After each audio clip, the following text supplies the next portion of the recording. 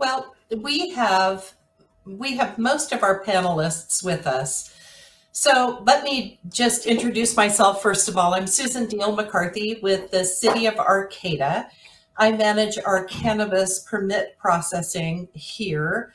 And one of the things that we love to see is the number of businesses that are still opening new operations in the city of Arcata. We had, of course, a huge rush back in 2016. And I'm just delighted that the industry, the business continues to grow in the Arcata area, as well as in our entire region. So what we're going to talk about today are some of the unique barriers to entry into the cannabis industry, especially those barriers that are faced by folks who are impacted by the former war on drugs, the disproportionate taxation on the cannabis industry, and how difficult it can be to obtain assistance when there is some assistance that is available, but not enough. And all of these equity issues are in addition to those issues that are faced by people of color in general. So we're hoping that takeaways today will include what those difficulties are for small farmers and what we can do as listeners and people who are engaged in and interested in equity in the cannabis industry, and just how we can do that. So let me introduce the folks that are going to be on the panel. First of all, we have Dawn Arledge. She is the Executive Director of the Rural Center for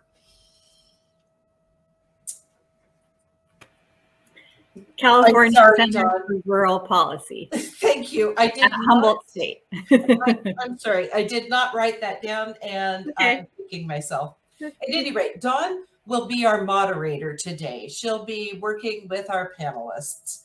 We have Johnny Casali, who has firsthand experience in the effects that the war on drugs, and I use quotes around that, had on the industry. And his personal experience includes being incarcerated for growing cannabis. We have Timo Espinoza, who is a second-generation farmer, and he brings a unique perspective to the question of equity, as his company focuses on equity opportunities.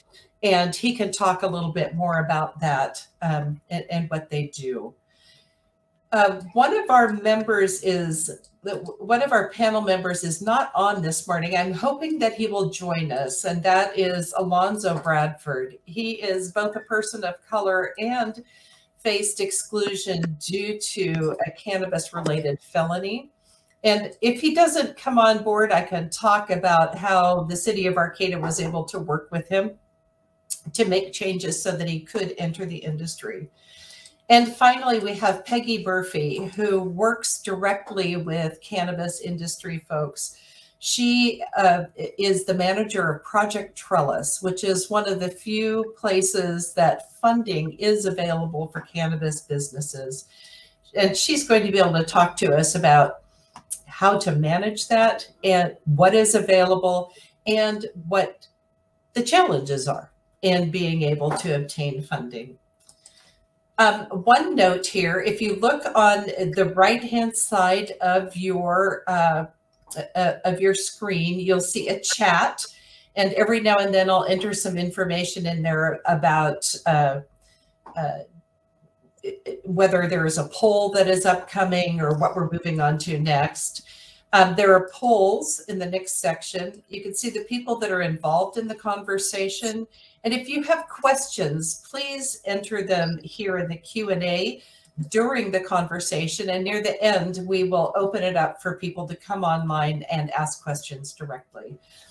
Make sure that you are on the session section, not the event, or we won't see what you have to say. And with that, let me turn it over to Dawn. Dawn, thank you very much. Good morning. Thank you for having me. Really looking forward to hearing from our panelists and our participants today. By way of introduction, California Center for Rural Policy, we call CCRP. We have been helping rural counties and cities conduct cannabis equity assessments that look at the impact of criminalization and poverty on people who are struggling to transition into the legal industry. And there's a lot of information and data out there about the disproportionate impact of the war on drugs on people who were economically disadvantaged and or communities of color, people of color. The state passed the California Equity Act in 2018, which was the state's way of acknowledging what had happened and trying to address that by making funds available for jurisdictions to create equity programs. And so counties and cities can apply for funding to do an equity assessment and develop an equity program, and then they can get funding that the state has said needs to go, the majority of which needs to go directly to people who were impacted. So we've done that for Humboldt County. They were our first jurisdiction. And then we've done it for Mendocino County, Nevada County, Lake County, the city of Clear Lake. And our second round has been the county of Sonoma, and we did city of Santa Cruz, and we're just getting started with Trinity County.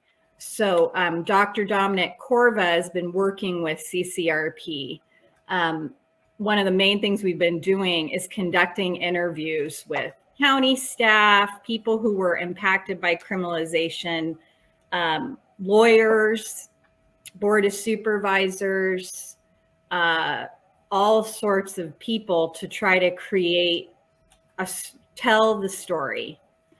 And the last thing I want to say was that, you know, the barriers to entry that have been identified in every jurisdiction we've worked with do include business acumen. So people who need to develop a business plan, start a business, hire people, everything associated with running a business, which I don't even know. I personally have never run a business, but I know it's hard work. So that's one of the things people can get assistance with. Of course, and hopefully our panelists and Peggy can speak to these barriers really better even than I can. But financial and capital barriers to entry, and that is particularly high. Those are particularly high for cultivators who are trying to come into code with the Environmental Quality Act, with roads, with culverts, I mean, tell us, panelists, more about this. You know more than I do. I've tried to figure it out, and it's really complex. Getting banking services is really difficult for cannabis businesses. And then another is just sort of like a distrust of government. And as I think one county told us, that some of the people that are trying to get into the legal industry have never been to the planning department before. And it is really confusing and complicated trying to navigate all the applications and rules. So those are the things we've been learning. And I think I'd love to hear from our group. That's what I have to say by way of introduction. Thanks, Susan. John, could you tell us a little bit about your story? Don, and if you can't hear me, please let me know. It's a little staticky on this. And can you hear me okay? Yes. Okay, great. Yeah, I was born and raised here in southern Humboldt County, went through a transformation of being in the legal market with the cannabis industry to now where I'm a permitted farm with the county and also with the state of California. And it's been a long journey. It's been a pretty tough journey, not just for myself, but for everybody that grew up here and lived here. And it all comes down to we were just growing a plant, and unfortunately, people look at different rules and regulations and laws differently. And for growing this plant, I ended up giving 17 years out of my life as a nonviolent first-time offender. Got 120 months sentence in federal prison. And I went to court for 4 years and had 5 years probation. So this has special meaning to me, but it's not just about me. It's about pretty much everybody that lived here. Whether or not I did the time, there was also people that remained out here continuing to grow in the illegal market, and even under Proposition 215, that really went through some incredible or had some incredible negative experiences and something that should have never happened. But as far as, I was the fourth existing farm in Humboldt County to be permitted. So I feel very fortunate for that. I feel very fortunate for the life that I live now and being able to participate in something that I've been doing my whole life. So where does that leave me? It just feels very unfortunate at this time that we have a bunch of people, and I'm talking about the state more so than the county. The counties, Humboldt County really seems to be coming around as far as listening to their cultivators and really trying to change what they're doing to make it possible for us to exist. It seems like the state of California really is having the harder time really understanding what's about to happen to the small legacy farmers. And that's going to be an unfortunate situation if a certain percent of us, a large percent of us, maybe 90% of us go away because of certain rules and regulations that they have. And I don't want to take up all your time before other people speak, but in particular, the state is really focusing on illegal grows, which in my opinion really are a distraction from what really needs to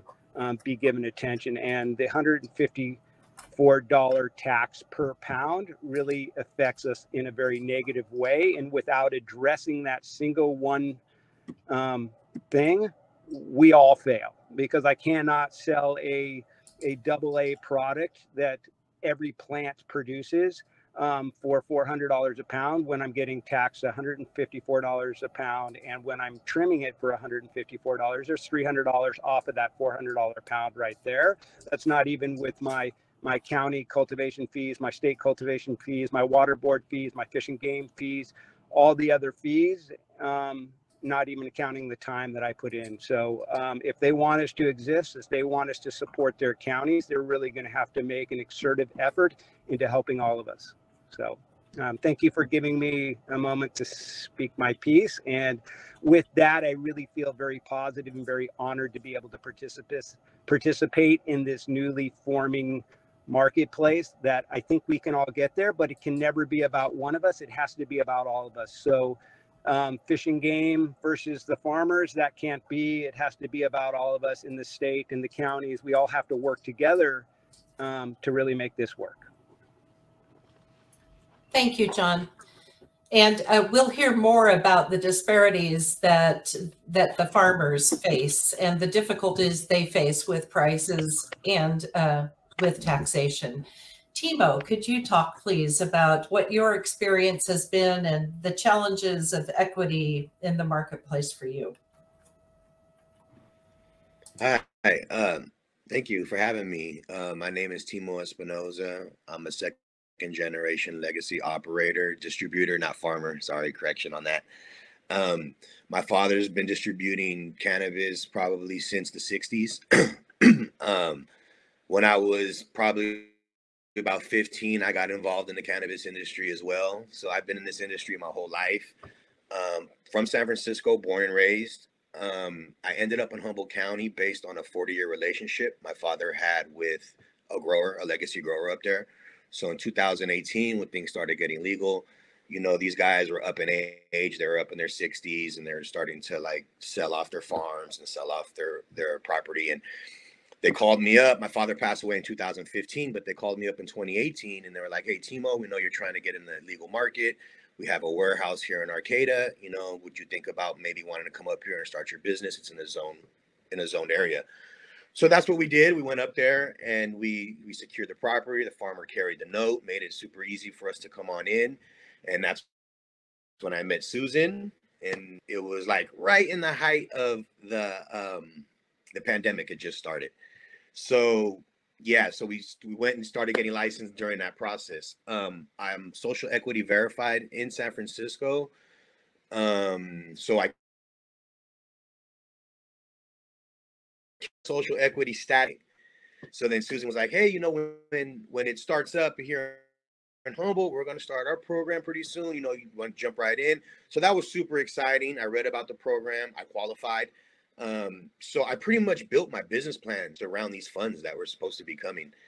So fast forward to 2021, I have yet to receive. Well, I take that back. They for my scale agricultural fee, which is like $150, but I wasn't able to get my permit reimbursed for paying for my permit or my licensing. I'm hopefully trying to get it this year in the second round. I mean, this second round, but I guess there's been some changes to the qualifications, so I got to jump through some hoops to try to make that happen now. So my view of the equity program has really been kind of jaded, you know, but I'm still here advocating and fighting for equity any way that I can. We work with strictly small farmers. I have farmers that don't even have farms anymore. I can't even get the product that I was getting last year because they no longer exist. We don't make the farmers pay the cultivation tax. 100% of the time we're paying the cultivation tax. It's just the way it is. So I see the problems. I see what's going on here. It's like the farmer's been doing this for so long, and it wasn't really their job to have to market. You know, that's what we did. We came from the inner cities. We drove up to the mountains. We got the product, and it was our job to compete in the market and figure out how we were going to sell these bags, or were they going to look bigger than the next person's bag. You know, that was kind of what we did. So that's what I do now, right? I get the product, I take it to the market, and I do the best that I can to get it on the shelf. I have been successful in getting on the shelf due to my equity status. I think that's been the best thing that's helped me in this process is getting on the shelf when you talk equity, because at least the buyer is listening to me now. You know, whether they want to or not, it's kind of like, okay, he's got something else to bring to the table.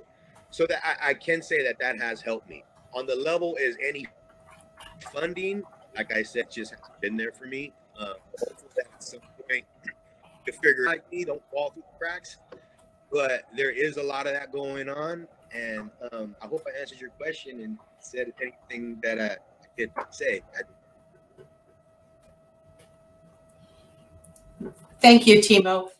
And if I blink in and out, it's because my computer or the city has some connectivity problems. So anyway, let me introduce Peggy Murphy again, working with the County of Humboldt. And Peggy, would you please tell us about Project Trellis and your engagement with the cannabis industry? Sure. Thanks for having me. So as Susan mentioned, I'm Peggy Murphy. I am the Economic Development Specialist with the County of Humboldt running Project Trellis. Project Trellis does have a local equity component. This program is functioned using the state funds that Dawn referred to. It's also run under the direction of the Cannabis Equity Assessment and Local Equity Program Manual that Dawn and her team with CCRP and HIMR helped to develop. It is the data from the Cannabis Equity Assessment that we refer to as the CEA that helps inform how our program is built. That means that based on census data, criminalization records, Department of Justice information, camp rate information, poverty rates, all of those were used, and individual interviews as well. Those were used to identify the groups that had the most effect based on the criminalization of cannabis. And based on that, we created guidelines so that we could move people into the program. It did start in its development kind of on the heels of SB 1294, which is the state equity legislature. Project Trellis was created in 2019, right after that, to respond to that funding being available.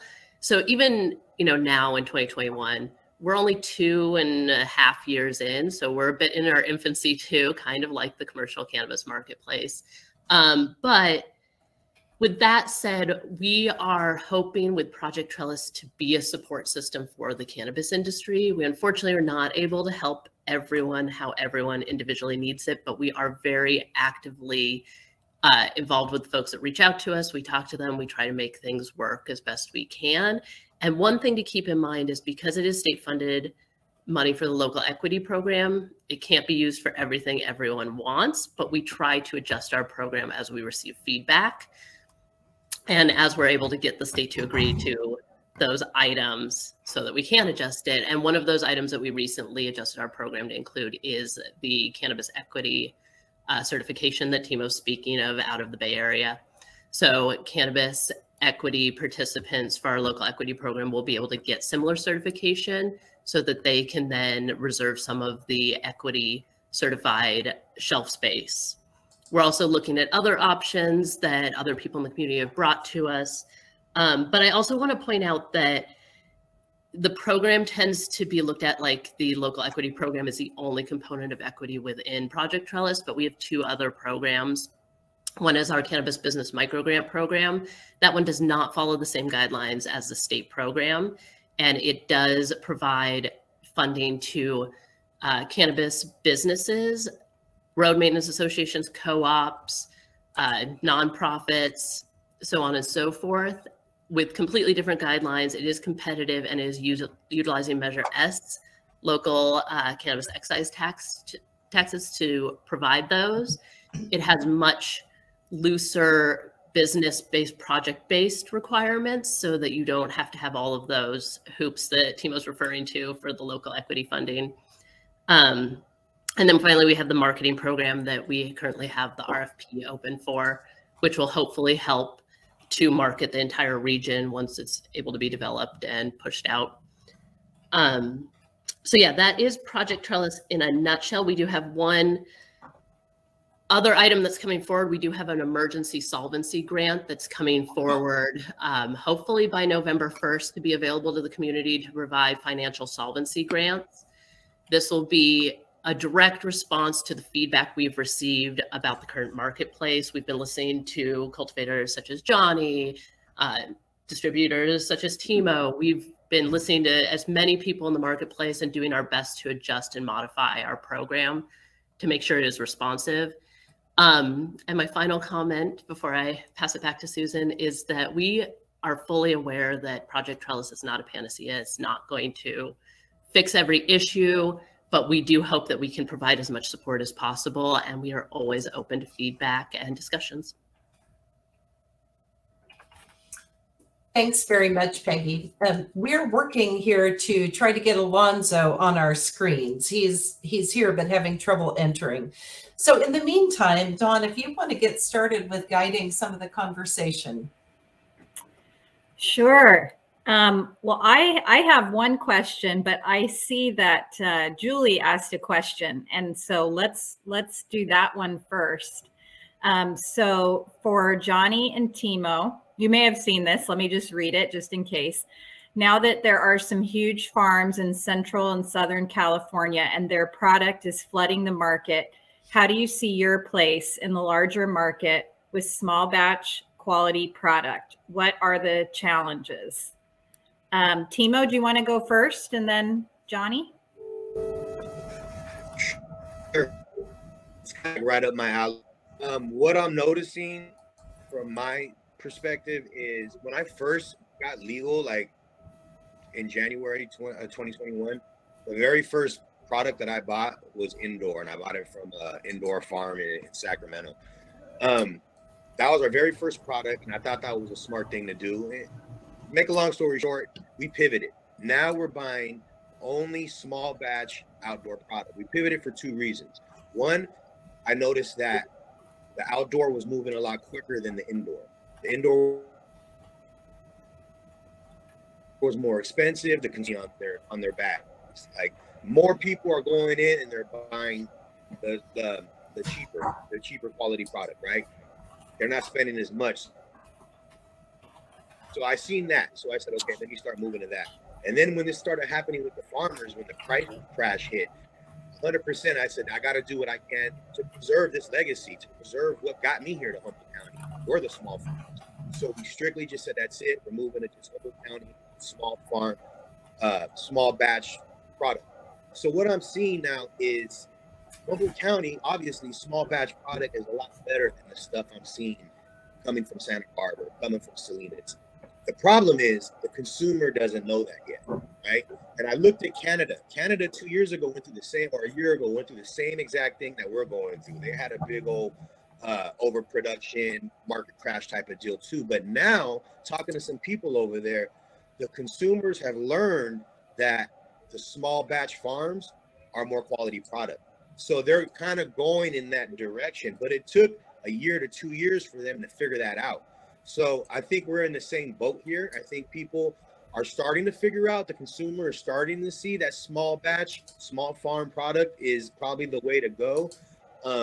There's a lot of wool being pulled over people's eyes now. They're seeing that, okay, these very nice fancy Mylar bags, when you open them up, it's probably autoflower from Santa Barbara.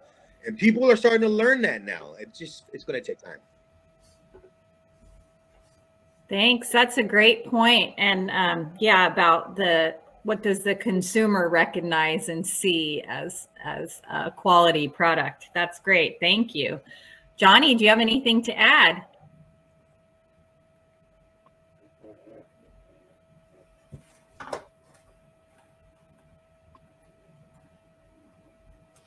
You're muted, Johnny.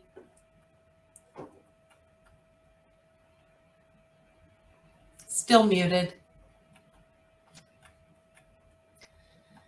So while we're waiting for Johnny to unmute and to answer that question, let me introduce Alonzo Bradford. Alonzo faced some exclusion issues, some equity issues when he was applying with the city of Arcata for a dispensary, a retail permit. And maybe we could come back to your answer, John. But Alonzo, would you like to just give a little background on the type of equity barrier that you faced into entry into the business?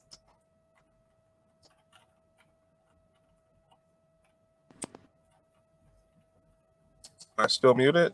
Nope, you're good. Can you hear me? There we go. Can everybody hear me? Okay, great. So for me, I had applied for a dispensary in Arcata, and for the BCC, as long as your felony is about 10 years old, you're allowed to get licensing. However, for Arcata, they hadn't changed their rule, which had disqualified me from being able to get a dispensary in Arcata. Luckily, I was able, with help from the Humboldt Sun Growers Guild, the HCGA, Humboldt County Growers Alliance, I was able to petition and have them change their rule to allow, to basically reflect the same as the BCC, allowing for me to actually get my license in Arcata, which for anyone else, they might have just given up right then and there at finding out, well, the city doesn't allow for you to have a felony after, 10 years old, of like literally 10 years old. Well, for me, 13. However, we change. We should have the opportunity to prove to the state and to the city that we no longer are who we were in the past. And so being able to work with the HCGA and speaking with Arcata, I mean, naturally just being African American with a felony, no matter how long ago it is, usually just completely disqualifies you from life in general. However, I don't believe that we are our past. And so I was able to get licensing by just being the person that I am now and not the person I was back then. I had everything together and in order. My life is together and in order. And I was very glad that Arcata had seen that, rather than just going, you know what, no felonies, period, to actually accept the fact that, yeah, this is going to hurt many of us because, well, there's plenty of growers that have gotten a felony from their past actions, but now wanting to be legal, now wanting to step into the light and to do things properly. They shouldn't be disenfranchised. They shouldn't be barred from the community because of the past. When you do that, you only allow for, say, people with investors and investing money and shadow figures to be allowed into this industry, rather than us real people who have gone through some things. I hope that answers the question. It does. And I just want to say too how important it is for anyone in business, whether it's cannabis industry or any business, if there are issues, to work with the local jurisdiction that might have regulations or rules that don't allow the business to happen. We had been talking for years about changing our cannabis regulations, but it was having Alonzo, who wanted to move forward with a new business in Arcata. It was that impetus that made us say, you know, the wheels of government grind pretty darn slow, but that gave us, lit a fire under our feet so that we could move forward as rapidly as possible. So thank you for working with us on that, Alonzo. Back to you, Dawn. Thank you. Thanks. Welcome, Alonzo. Johnny, we had a little trouble getting you off mute, but I did want to give you a chance to weigh in on Julie's question. It was about the farms in Central and Southern California and small batch quality product. Was there anything you wanted to add to that? I think I'm still seeing your mute signal. Oh, I so want to hear you, Johnny. See if you can get your mute off.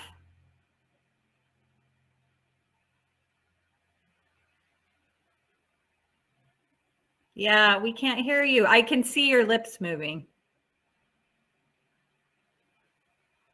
All right, let's move on. We'll try again. Yeah, you might have to write on a piece of paper. No, I'm just kidding. Alonzo, I didn't know if you wanted to weigh in on the question about some of these big farms in other parts of the state and their product flooding the market, and how do you see your place with the small batch quality product here in Humboldt? Is that a question you have any response to?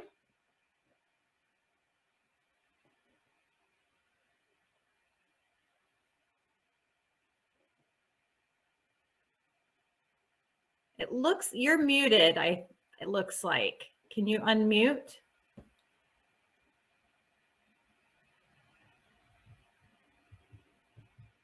We can't hear you. Yeah.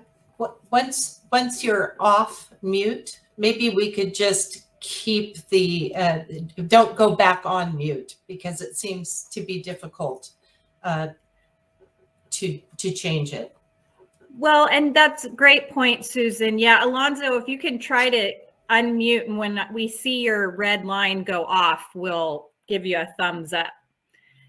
In the meantime, though, there was a question. I think Peggy might be able to answer.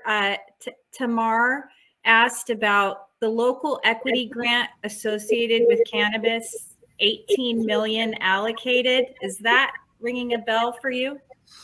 Yeah, so the governor's budget this past year had $100,000 for cannabis. This is primarily to move people out of provisional licensing and into final licensure.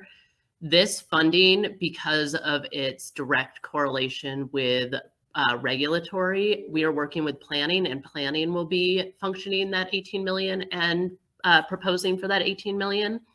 And we will be moving Project Trellis back to its roots, its origins, which were really business support rather than so much compliance and regulatory grants. Great, thank you. Yeah, I think the state is trying to help with some of these issues, but as Susan said, the grind slowly, these large bureaucracies, and it's great to hear from the perspective of people that are like directly affected by this. I'd love to reference just a comment from Sequoia, and if anyone wants to weigh in here. But Sequoia says, we need our local marketing program to facilitate sales outside of Humboldt. We can't rely on dispensaries in other parts of the state to sell Humboldt marketed product, create a Humboldt grown retail store. It's a big lift, but needs to happen. Peggy, maybe I'll just see first if you have anything, and then I'd love to hear from others too. Yeah, this is something that's come up a lot recently, especially in we do monthly community meetings and monthly committee meetings, and we've heard a lot of public feedback on this. And from an economic development standpoint, we absolutely agree. We have been in discussions with planning as well as our county lobbyists and state representatives about the potential for some type of direct sales. I know that other organizations in the county are working on this as well, including HCGA and some of the other organizations. So this is definitely on all our minds, and we're definitely trying to find some way to make it function. Great. Timo, anything to add to that?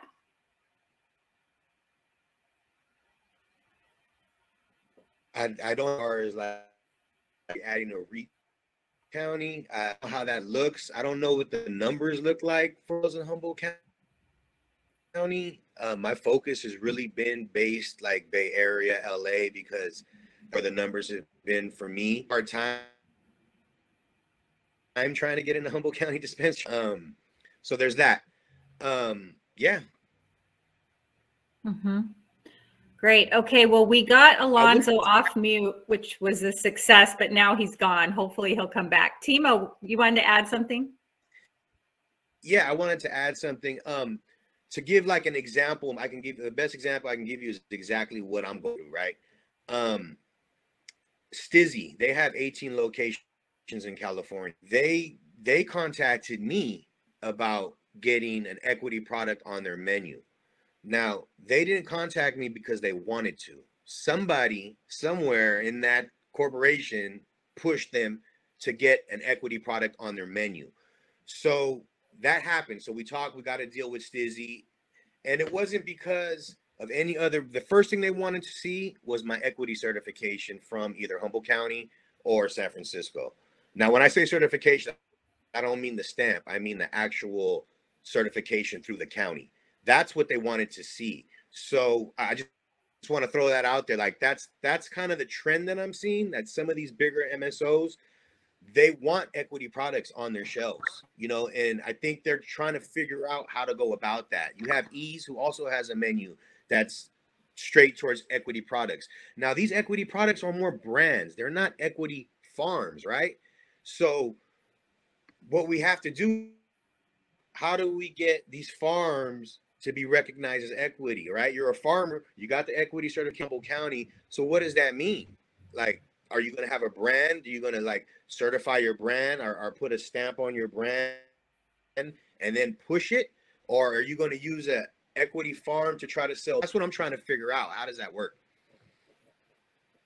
Mm-hmm. That's a great comment. And actually, it relates to one of the questions that I had, which in some of the work we've been doing, and we've talked with Humboldt and other jurisdictions, is, you know, connecting the supply chain, like connecting equity applicants to one another too, like cultivators to distributors. And because in rural counties, there's a lot of cultivation.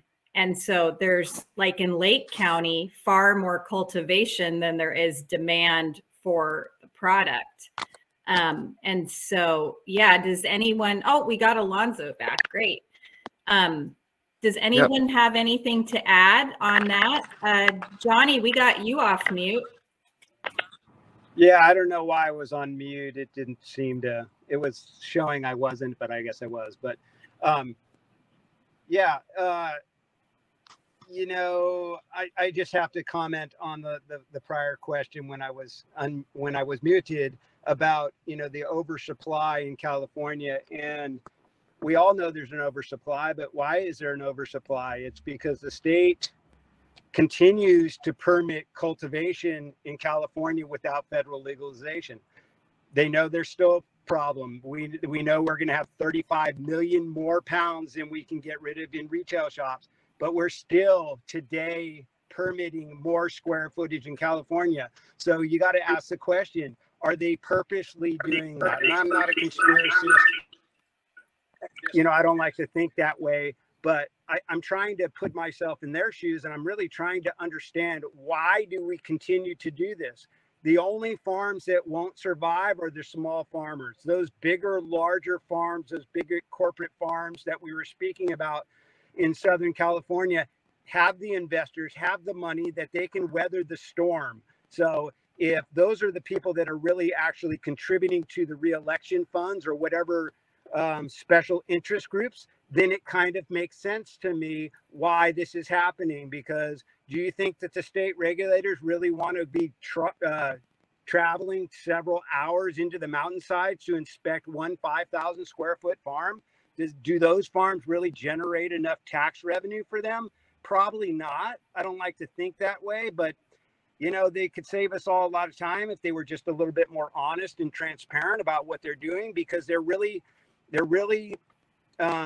distracting all of us from the real issue, and that's the cultivation tax. If we talk about anything besides that cultivation tax per pound, we're really falling into their trap, because it's not the illegal grows that are causing the oversupply in California or the price drop. It has nothing to do with them. There's no illegal farms that are selling on the legal market. Why would they? Doesn't make any sense. So until they actually address the issue that they're creating, we're all done. We're not going to make it. It's no trellis fund. Here you go. Here's $10,000 after you spend X amount of money to get that money. That's not going to work. That sounds good. That looks good for them. When it comes time for re-election, oh yeah, we gave all this money. That's great. It doesn't do me any good. It doesn't get me my 8 years that I spent in prison back. It's not fixing me at all. I don't have the time as a farmer to really spend to apply for their money that they want accountable for every different little section. You know, my neighbor applied for some trellis fund money for a slide that occurred on his property 40 years ago. He got the $10,000, which had to be accounted for every section of the way that the work was done. And at the end of the day, the slide that happened on his property 40 years ago cost him $50,000. So the $10,000, even though it's a very nice gesture, and even though it looks really great, it really doesn't affect his bottom line at all. And the time that and energy he put into getting that money, really, he says now he would never do it again. He didn't realize that would happen. But anyways, I really think we should focus, whatever organization is, forget about everything else, because without that $154 a pound gone, we don't survive, whether or not it's this year or not. And those big corporations can slough money all they want, and they can weather this storm until federal legalization comes. So thank you. Thanks, Johnny. That's great. Timo, would you like I'd to love to jump in on that. Please. Yeah, I changed over to my phone because I seen in the comments that I was cutting out, so I hope this is better. But you know, I don't want to jump into conspiracy theories or anything, but 100% what Johnny is saying, I think, is correct. This industry isn't shaping out or looking out for the small farmer. Perfect case in point is, like, look at one of the biggest events in cannabis right now, MJ Biz, right? You got everybody there, and they do it in the middle of Croptober, right? How is a small farmer going to be able to leave his farm and go to this big event where they can find investment or be able to get shelf space? Like, they're not gearing this thinking about the small farmer right now. So I just want to throw that in there just to make sure everyone's aware of that. I love that example. That's very illustrative. Alonzo, do you want to chime in on what Johnny and Timo are talking about? Yes. Can you hear me? Yes. I'm not sure. Okay, cool.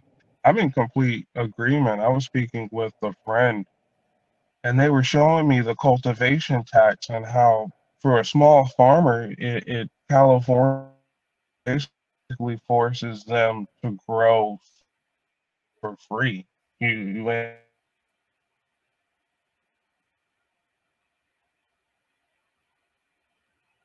Oh, you cut out a little bit there.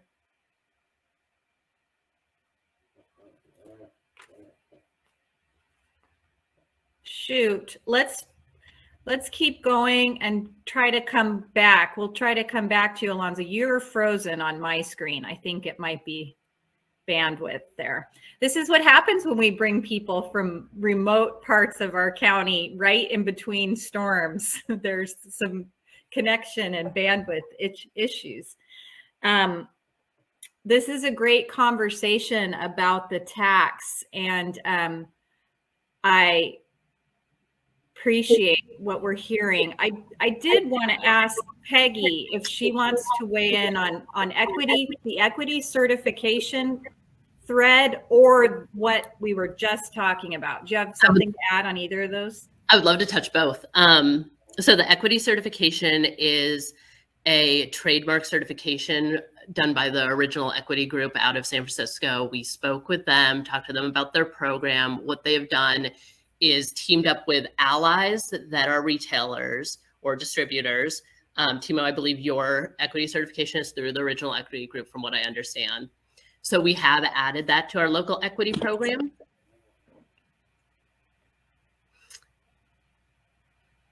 You're muted if you're trying to respond.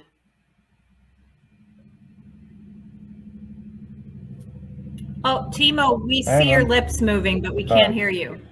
Maybe we should all keep our microphones off mute.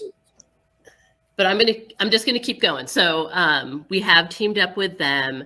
There is currently no state equity certification, and the city of San Francisco themselves does not have an equity certification. However, we've spoken with the city and with Oakland as well. They have gone through the original equity group, from what I understand. And we are working with them to do similar for our program. So this was in response to community feedback that we got that this was happening. What happens is that in their allies, whether it's Cookies or any of the other groups, they reserve about 40% retail space. And so what we're doing is working with our equity participants to get them that certification so that they can basically reserve some of that equity space. This is new to our program, and so hopefully it runs smoothly. But again, this kind of, and speaking to what Johnny was saying and everyone else, especially with the $154 a pound tax, this is a huge issue and something in the last month and a half has really been strongly brought to us. One thing that really needs to be clarified and that Trellis deals with a lot is that we are not regulatory. We are not your planning department. We are not compliance. So we're not in charge of the rules, but what we're trying to do is have a responsive program that reacts to what you're feeling and what you're having happen. So we do take community feedback and try to work into our program as best we can. Unfortunately, it can't be overnight. We have to go through both the state and the Board of Supervisors to get approval for any program changes. So there is more behind the scenes than just being like, oh, that's hard, we'll try to do that. But we are taking into account all the things that people have brought up, whether it's the need for the marketing or direct sales or the $154 a pound tax or the following of state licenses, any number of things that have been brought up in these conversations. And we're not just talking about it for our programs, but we're also talking about it with our other departments. So with planning, our lobbyists, and our state leaders. And I do want to mention that there is currently conversation about how to deal with that $154 a pound and the potential for maybe some type of state following for your licensure, but everything takes time in government. Can you guys hear me now? Yes. Yeah, I just wanted to touch on the certification part. So there's the equity trade certification, which is the group by the original equity group, which I have that stamp on my packaging.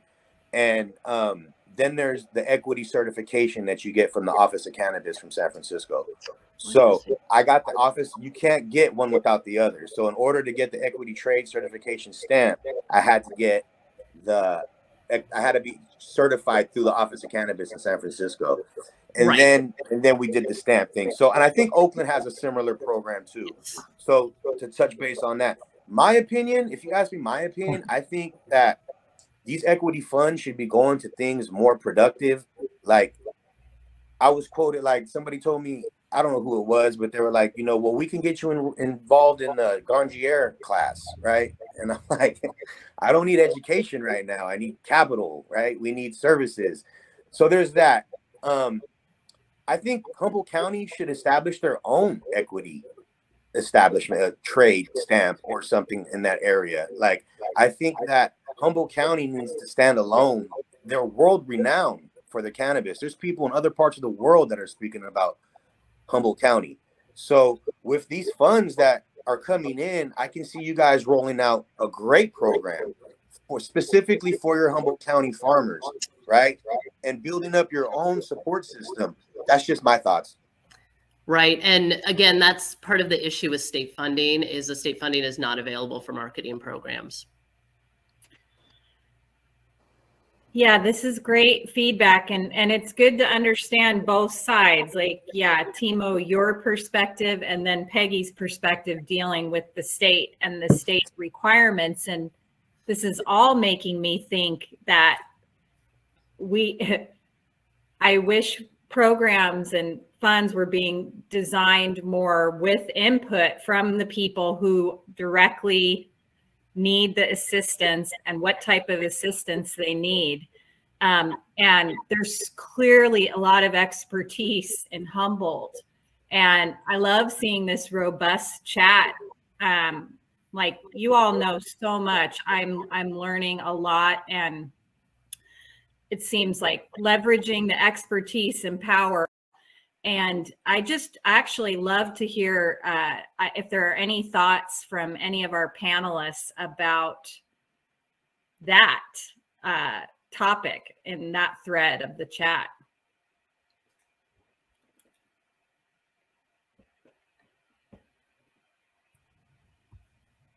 I will say that with the equity program, we've seen a significant amount of people that applied to be equity certified technically in the beginning for eligibility, that when they understood that the program was to help them move forward in the legal cannabis marketplace, their response was that they did not want to cultivate or be a distributor or a retailer. And so I think some of the opportunities that will be available with the Cal Poly program will help people that have that understanding, that expertise, move into other areas that maybe things like the equity program are not suited for. Great, thanks, Peggy. Other thoughts about this idea, collecting data on lab testing of cannabis flower?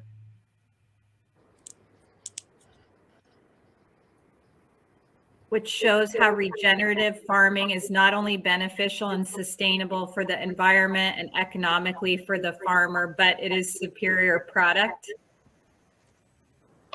I'm guessing there's agreement around that based on what I've seen. Leanne, did you want to chime in?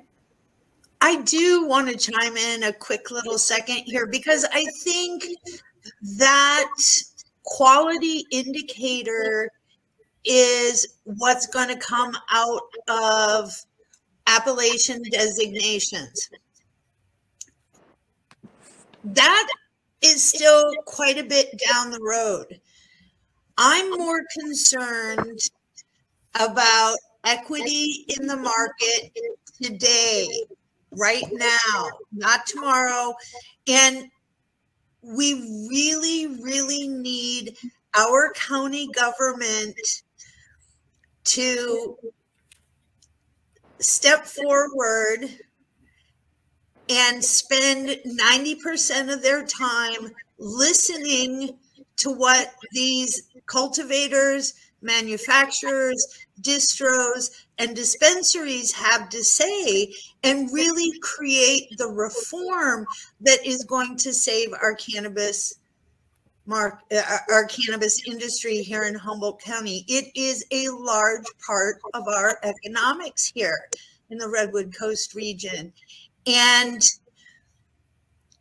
so, you know, so then the question really becomes, does the county want this to succeed? And it's a pointed question, and I am putting your feet a little bit to the fire, but we want this kind of conversation, right? We want to discuss some of the hard topics so that we can move forward and that everybody can be uplifted and move forward and succeed. I have too many farmers that are, you know, it's great that you gave them an extra 6 months to pay their taxes, but if they can't sell their cannabis at a reasonable price, and reasonable means, you know, they cover all their costs and maybe they have enough money to pay their mortgage and provide food for their family. We're going to be, our county as a whole will be in a world of hurt. Thoughts? Yeah, so since you seem to be directing that to me, being county, I will tackle that one first. So again, like I've already mentioned, we are not regulatory and we are not compliance. We are the Economic Development Department. So things like the taxation, that is planning, and the tax collector's office, but we're there trying to make sure that what people are saying is heard. But again, unfortunately, I mean, I could sit there and be that squeaky wheel, but again, I'm not the decision maker in the end, but I am getting into those conversations and being as much of a squeaky wheel as I can be. One thing is that a lot of these things, Johnny and I spoke maybe 2 months ago when he brought to my attention the $154 a pound tax and what it was doing. And other cultivators have brought it forward. There's a wonderful calculator from Margrow that really shows the impact that current prices are having. And we're using all of that to bring it to the attention of other departments as well as the state. I'm regularly talking with our funders. Another struggle, of course, is our funders for the local equity program is the Governor's Office of Business and Economic Development. Again, not regulatory.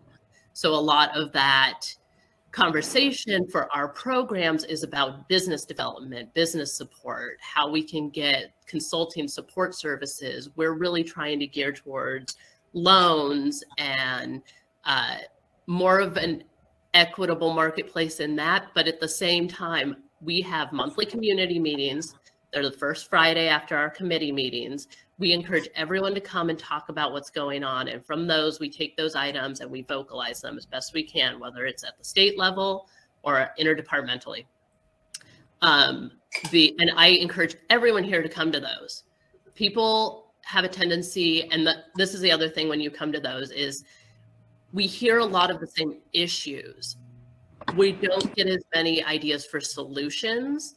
And it's not that people don't bring some solutions. There's definitely some people that bring solutions, but sometimes the issue at hand is bigger than necessarily is digestible without some ideas of what you want to see happen, what you're hoping to have change, what you would like to see the outcome be. And then we take those, and I mean, I sent an email this morning regarding concerns, you know, so we do our best to vocalize it, but again, not compliance regulatory. So all I can do in some cases be that squeaky wheel. And the final thing I'll say is we do also have monthly committee meetings. And so Project Trellis was created with a board appointed advisory committee.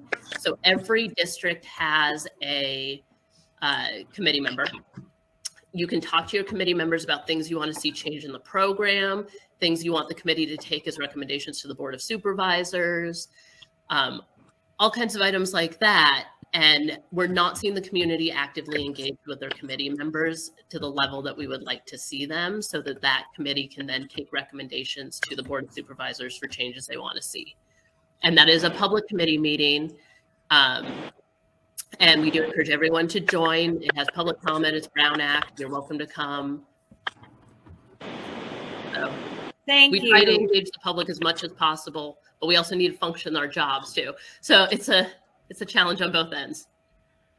I have a question, Dawn, if you can hear me now. Yes, Johnny, we can hear you. Please go ahead. Yeah, actually, it's a question for Peggy, because since you have conversations with the regulatory agencies, and I'm assuming like Nicole Elliott, who's running the show, I'm just wondering how they respond to you when it's so black and white about the $154 tax a pound. I mean, are they not addressing that? They won't address us. So maybe I'm trying to use you to try to find out how they're addressing it, because by Project Trellis finding ways to allow us to get loans and to get deeper in debt, you're really actually putting the small farmer in a lot worse position, because then what happens from that point on? Now they lose their property. Now they're in debt. So it doesn't solve the problem on hand. It just pushes it back. Just like the taxes, that's really nice to defer those to April. There will be nobody selling their product at a profit until April. So you'll be addressing that same issue then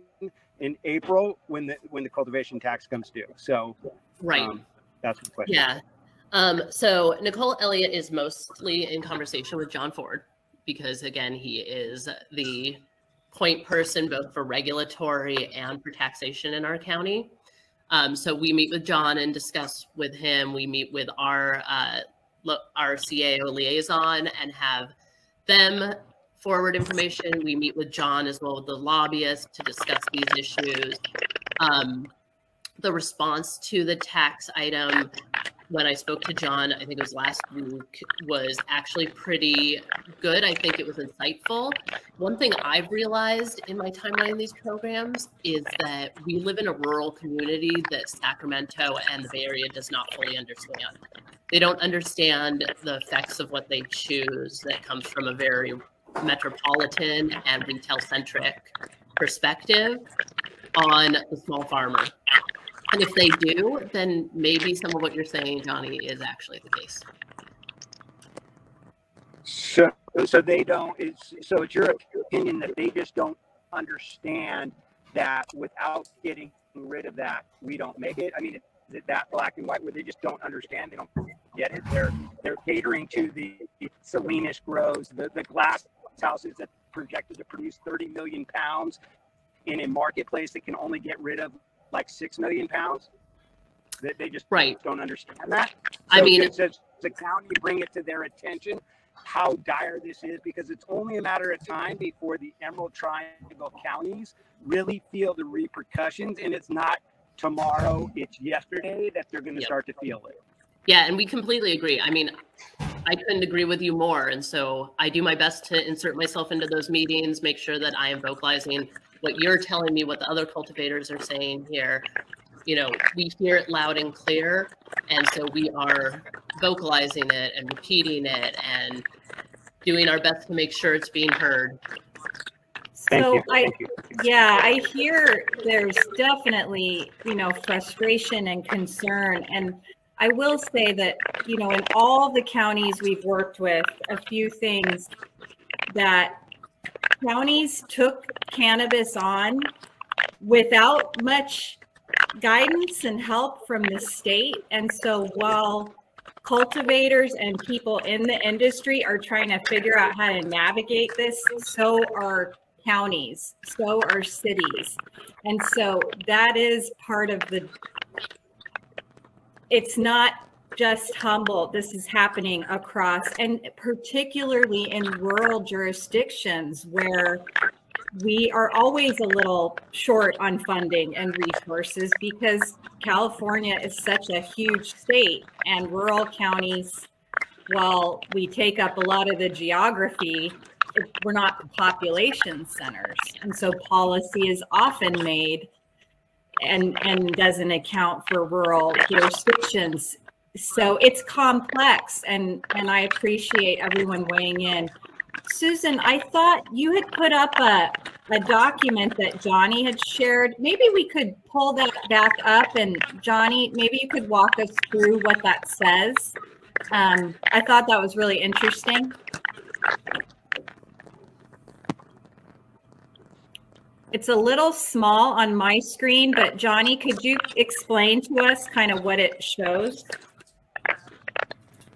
Yeah, a Margot Kelly, or Kelly Margot, who's a third-party compliance person around here, was very helpful in really putting together this document that kind of explains or really shows to the county supervisors or anybody that's interested on the breakdown of what really is happening, because we're still really trying to gain some kind of credibility or some kind of trust with people, because having operated in the illegal market for so long, when we're complaining about things that aren't working, I think sometimes it's just assumed that that's kind of the course of action or that we're going to take. And so she put together this breakdown of costs that we have to overcome, and I can't really see it here, but it really breaks down the cultivation fees for the county, the cultivation fees for the state, and all those things that I mentioned before. And you know, it really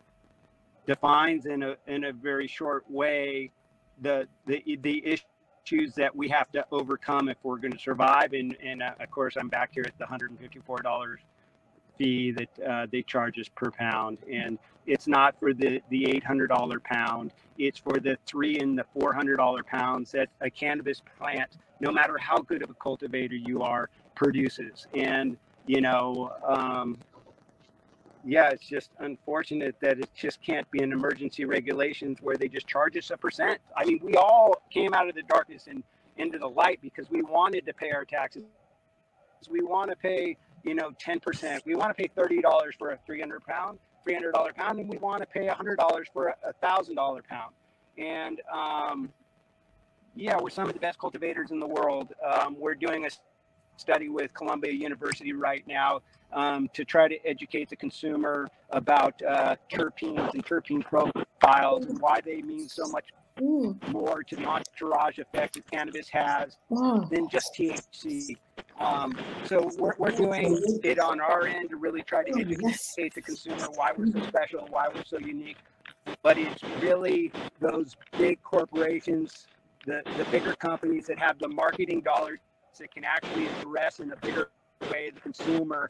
And so it's really their messaging, whatever their messaging needs to be or wants to be, that the consumer is hearing. So I'm familiar with the legal market. The consumer now believes that THC is the most important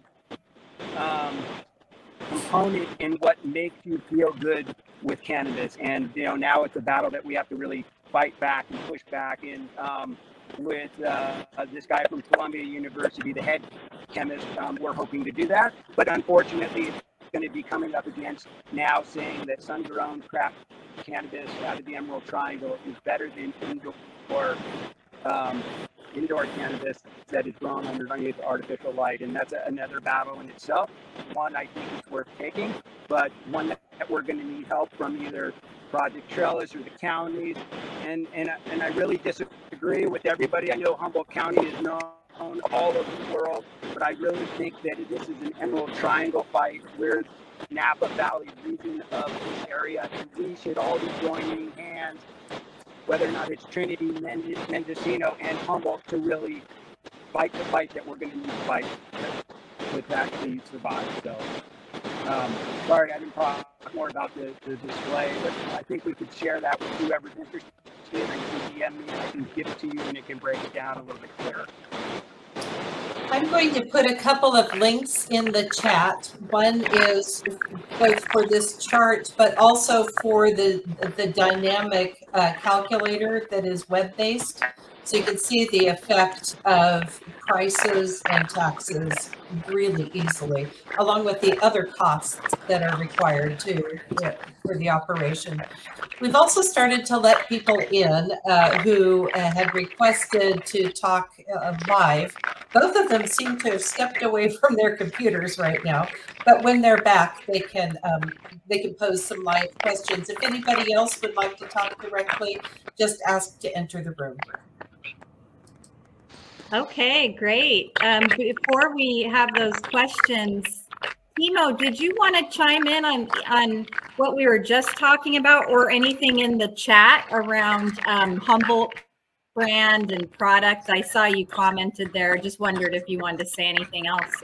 No, I was just commenting that I think, you know, Humboldt, no one can sell Humboldt better than Humboldt, is all I'm saying, you know. And just before we start giving up funds to third parties to try to push Humboldt County product, I just want people to think about that. Like, it's in our hands, right? Like, it's up to us, and it seems like the funding is there. Peggy keeps saying that we have to deal with the state somewhere or another, but I'm assuming that's what they're going to do. They're going to talk to the state and make it work the way they try to make it work. But I don't see why Humboldt County cannot roll out a nice program that highlight the Emerald Triangle, as Johnny's saying, if that's the route that they want to go. Emerald Triangle, Humboldt County, joining forces. This industry was built on partnerships. You know what I mean? Partnerships is how this industry was built. So let's continue that. Let's continue that legacy. Let's not forget about the distributors here in Humboldt. You know, like, I need to pay my permit fee, Susan knows, by the end of the month. And I'm scrambling to try to make that happen. If I don't pay that payment fee, then I can't buy no more product from Humboldt County small farmers. You know what I mean? That's just the way it goes. So, you know, let's think about everybody in the supply chain as well. Like, we're all part of this moving wheel, and, you know, let's just support each other. Thank you. Yeah, I'm so glad you brought that back up, is partnering and conversations that have to be happening across sectors. I'm getting some static and feedback. Okay, I think that helped it. I think it might have been the wind outside. Oh, that wind. So yeah, appreciate, and I guess I would just encourage too and reiterate some of what Peggy said about Humboldt having this like process in place to listen and to encourage people to get your voice in there. Ross, thanks for sharing about HCGA's policy platform with the tax. That's really helpful. And I would love to hear from Julie. Julie's in the room with us. Did you have a question or comment you would like to share? If you want to unmute yourself, we'd love to hear from you. Hi, everybody. This is a really fantastic, strong conversation. Thank you all. Thank you, Timo and Johnny and Alonzo, for sharing your experiences. I think Humboldt has a really strong case for not only developing branding in appellations, but getting out into the bigger marketplace. And, you know, if we balance the potential against what's already happening with the awful, you know, the taxing, and in some cases, Humboldt's inability to, you know, get with the program, for want of a better expression.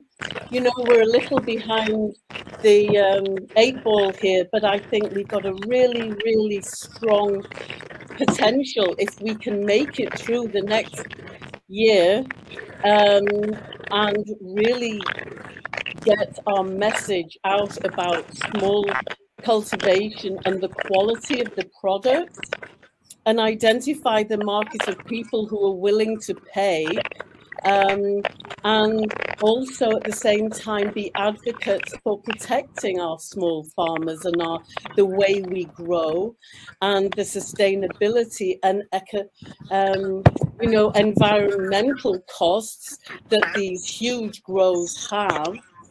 I think all the positive strengths of Humboldt can really bring about a change in the small grow industry. And, you know, we have some amazing small growers, and, you know, Johnny's story is really incredible. And when we see both Timo and Alonzo fighting to have a voice in this, I think we're in a really strong position. And thank you all, you know, Lindsay and Natalie and everybody for the hard work you're doing, because it isn't always recognized. Thank you, Julie. I just want to point out that we have maybe 10 more minutes, about 12 more minutes before the session will end. And so ask your questions now. There is a question for Julie. As the representative between Humboldt Tourism and Marketing between Visit California, how do you plan to include cannabis in this tourism plan? And how can farmers be involved in the process? Thank you, Lindsay. That's a really great question. So we have reached out many times to Visit California, and they've always taken a pretty strong line, as we heard from Carolyn Batiti yesterday, that until it's federally regulated, they're not going to put any time and money into it. I think that is wrong from my point of view. But, you know, I'm not going to necessarily have a very loud voice, except for the fact that during the pandemic, Visit California had to change their marketing from 80% global to 80% domestic, and more interestingly, you know, within the drive range, which meant Humboldt County. And I think that we should do it on our own. You know, the Bureau had some issues a few years ago with cannabis, and those issues went away. Sorry about this. Those issues went away, and we do support our cannabis growers. We're in the process of redesigning our website, and when we do, there will definitely be a much larger cannabis presence. And one of the great things is that when we have media and journalists coming through, I always promote cannabis. And now that we have some really great dispensaries and products, and we have the Scotia Lodge and Papa and Barclay, we're really at the front edge of doing the cannabis thing, and integrating it into mainstream tourism. But as was discussed before, a lot of this is educating people, because cannabis ingestion is no longer about, you know, the 60s, you know, hippies skulking around smoking doobies. It is not about that anymore. And over 70% of cannabis products are ingested. They aren't smoked. And we've got a lot of education to do. But I think the Humboldt County product, from the small farms all the way to the product ingestion, we're a leader in that marketplace, and we're getting a lot of interest from the media that come through. I'm not sure if that answers your question. Thank you, Julie. That was great. I want to acknowledge, it feels like we have in some ways just barely scratched the surface of all these issues. And I'd love to, you know, hear from folks in the chat, like what your big takeaway was from the session. If you're interested, I heard a lot about marketing and the Humboldt brand and equity certification, the state tax structure, the state not looking out for small growers, and a lot, and I guess the desire for those who are in the industry to have their voices heard, a desire on the part of the county to have more flexibility and more funding to help people more, and a lot of commitment to listening and working together. So I hope those conversations will continue. I'm really impressed by the expertise of our panelists and of everyone in the chat. It's really great. Please, yeah, keep putting in like parting thoughts you might have. I want to ask Susan, should we would move toward closing, allow panelists a closing thought? I just don't want to, I want to respect time. What do you think, Susan? I think that's great. And there may be, let me just point out that Lindsay brought up how we might be able to continue this conversation. We'll have email addresses of people who attended this session. And Lindsay, I'm going to give you my email address as well. Why don't you get a hold of me and we can speak with the folks who are involved in this panel and see if we can continue the conversation. But I would say, I do want to point out that part of coming into the legal industry is unfortunately having to learn how to work with jurisdictions, whether it's the state or the county or a city. And part of that does involve making your voice known. We talked about this a little bit this morning in our housing session, where the people who need to have their voices heard the most don't often have time to be able to attend public meetings, to be able to devote the time to develop a conversation. And so it's up to the jurisdictions as well as the people involved in the industry to find a way to help people's voices be heard. Anyway, that's one of the things we can talk about. I'll post here and I'll give my email address. Thank you. I would just like to point out again, our monthly committee meetings and community meetings are both public forums. And Susan is correct. Not everyone has the time for those. And we are always getting emails and calls and we take feedback that way too. And I do want to point out that there seems to be a lot of concern with the marketing program. We feel like there's been some very unfortunate setbacks as well. However, it is currently in an open RFP and you can find out more about that from the marketing page on our website. Great. And yeah, one comment I'll read real quick as closing from Greg is, you know, what he's hearing is an accelerated process of what we saw happen with family farms throughout the country. Maybe we can learn from what happened to them to prevent that happening in the cannabis industry. And I think that's a great point. And I would really like to acknowledge and appreciate Leanne and Julie for coming in and adding comments. A huge thanks to Timo and Johnny and Alonzo. I'm so sorry we didn't hear more from you. I'm glad we got a little bit, but I felt, you know, hungry to hear more. Johnny, would you like to say anything in closing? Yeah, thank you to all the panelists. Thank you to you and for Peggy for really sticking with us, really being understanding to what we're going through. I know sometimes we don't come across in the right ways, or I don't, I should admit, but our intentions are really good and we really appreciate everything that you guys are doing. And Timo, you're just a badass. So I appreciate you. And I can't cuss. I apologize. But anyways, we need to hook it up. Let's do something big. And I really do have a positive outlook to what we're all doing. And these are just some bumps in the road. So thank you all. Oh, thank you. That was a lovely closing.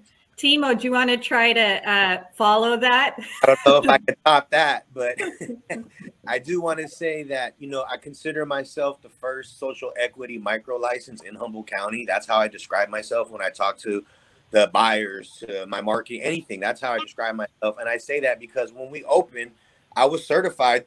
Humboldt County wasn't, but I was already through San Francisco. So I own that. And regardless what happens with Humboldt County, whether I fit into that program or not, or however, I'm always here to help small farmers, to help legacy.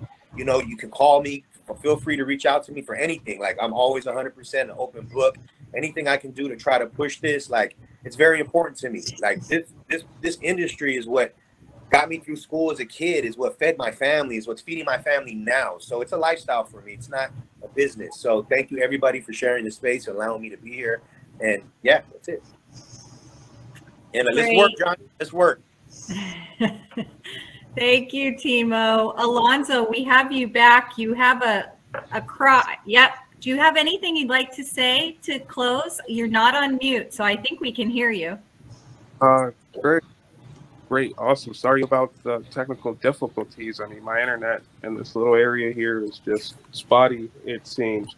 But my closing remark is I want to see Humboldt farmers in the spotlight. I'd really like to see whether it's Humboldt County coming together and creating some sort of marketing plan, kind of like what Timo has going, where there's a certified equity stamp on product. I'd like to see education towards equity, because I feel that we get, as a dispensary, there's a lot of pushback. There's a lot of people that don't understand what equity is, what it means, and how it's actually helping not only just people of color, but everyone in the industry that's been affected by the war on drugs.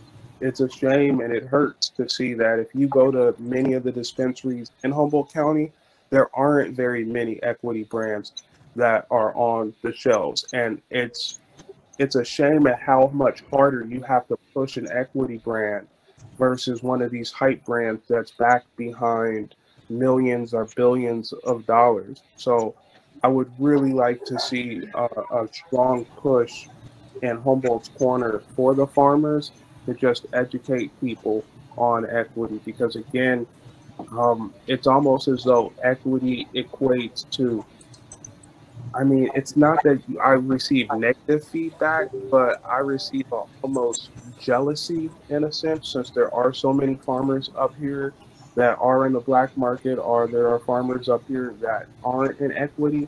And so I feel like they almost boycott it in a sense. And that makes it tough without just giving proper education to the people on, look, these are people just like you and I who have been affected by the war on drugs. The government is giving them, or the state is giving them, some help in order to just say sorry for the issues and the life changes that were caused during the war on drugs, and making sure that people understand that there's quality in equity brands. It's not just some white label deal, and it's not just some mediocre grower. Like, in order to actually have a strong leg in this market, the products like Timo's and others have been solid. They've been very good products. However, it's so tough to explain that to, I guess, the customer or the consumer on the dispensary level. That's it. Thank you. That was wonderful. I'm so glad we closed hearing from the three of you. Thank you so much. I'll let Susan close us out. Well, all I can say is, people, thank you very much for being involved in this discussion today. I think it's vitally important for our entire region, for Del Norte, Humboldt, and Mendocino. My heart is here in Humboldt, and I am hoping that we will all be able to get together to discuss this further and to talk about how we can promote changes at the legislative level as well as at the local level. Thanks to everyone for your good thoughts, for your incisive comments, and we look forward to meeting again sometime. Thank you all. Thank you. Bye-bye.